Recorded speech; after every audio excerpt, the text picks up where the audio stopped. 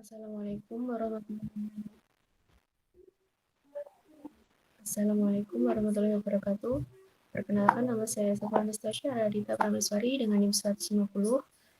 Di sini saya akan mempresentasikan materi tentang perkembangan studi Islam di kawasan Asia Tenggara dan Indonesia. Sebelumnya saya ingin mengucapkan terima kasih kepada Ibu Sekretariat SIMSI selaku dosen pengampu mata kuliah pengantar studi Islam yang telah memberikan kesempatan saya untuk presentasi. Pertama, latar belakang masalah. Kemunculan awal agama Islam adalah pada abad ke-7 Masehi yang dikenalkan pertama kali oleh Nabi Muhammad SAW ke penduduk kota Mekah. Dalam waktu 2 dekade sejak awal dakwahnya, Rasulullah telah berhasil melakukan penyebaran agama Islam hingga keluar Jazirah Arab.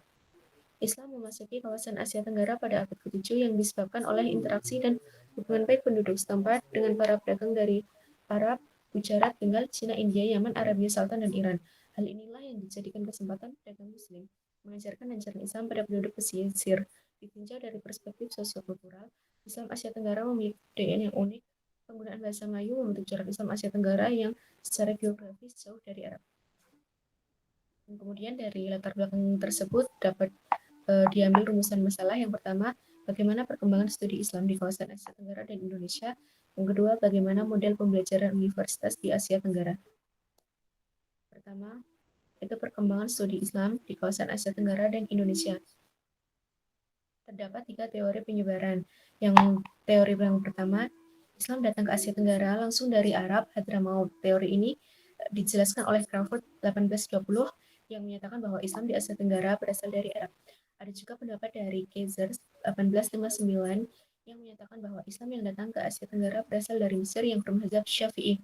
Teori kedua, Ibn Hambal 1872 berpendapat bahwa Islam yang datang ke Asia Tenggara berasal dari India. Yang membawa Islam ke Asia Tenggara adalah orang Arab bermazhab Syafi'i dari Gujarat dan Malabar, India.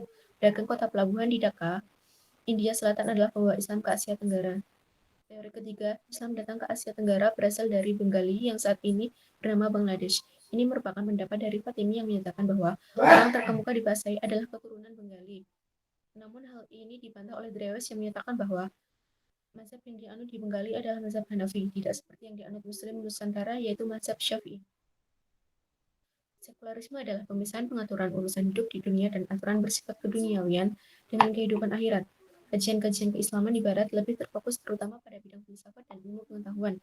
Di era modern ini, kita mendapati dunia akademi Barat lebih terbuka pada cabang-cabang keilmuan Islam yang lain, tidak hanya filsafat dan sains, tapi juga cabang-cabang ilmu keislaman seperti Al-Quran, hadis, fikih, dan sejarah Islam.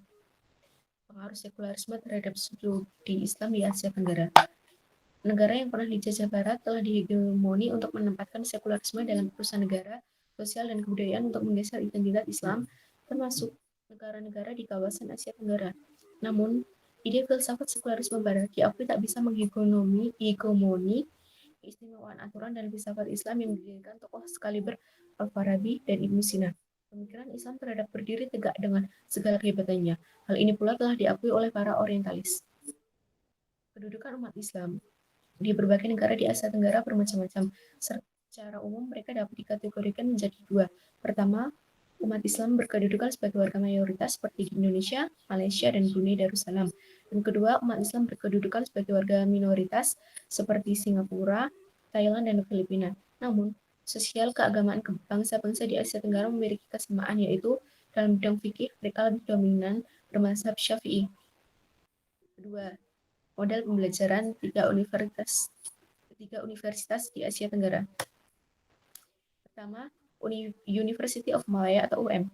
Secara umum, model studi yang dilakukan hampir sama dengan universitas lain di Malaysia, yaitu pertautan secara sempurna dengan agama termasuk ajaran dan nilai-nilainya, pemeliharaan atas perbedaan-perbedaan individu di antara pelajar dalam bakat-bakat minat, kemampuan, kebutuhan, dan perbedaan lingkungan masyarakat.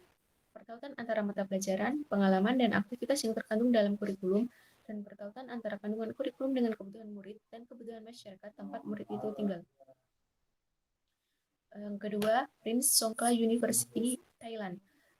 Model pembelajaran di universitas ini pertama, PSU memiliki tradisi riset yang kuat, termasuk di bidang pengabdian kepada masyarakat dalam hal pendidikan. Pengorganisasian materi dibuat dari materi-materi yang bersifat doktrin, menuju ke arah materi-materi yang bersifat luas dan terperinci. Dosen memotivasi belajar mahasiswa dengan menyampaikan tujuan belajar di tengah-tengah belajar di kelas. Dosen memberi tugas tambahan di luar kelas untuk menambah nilai mahasiswa. Yang ketiga, model pembelajaran di Mindanao University, Filipina. Pertama, pemaduan kurikulum bagi studi Islam ke dalam sekolah umum yang terintegrasi. Kedua, standarisasi dan bahan pengajaran. Ketiga, pengorganisasian yayasan swasta untuk melanjutkan kesinambungan pendidikan. Empat, program pemberian beasiswa mahasiswa berprestasi. Selanjutnya, kerjasama dengan universitas berbasis Islam di Indonesia. Demikian presentasi dari saya. Ada kurangnya mohon maaf. Wassalamualaikum warahmatullahi wabarakatuh.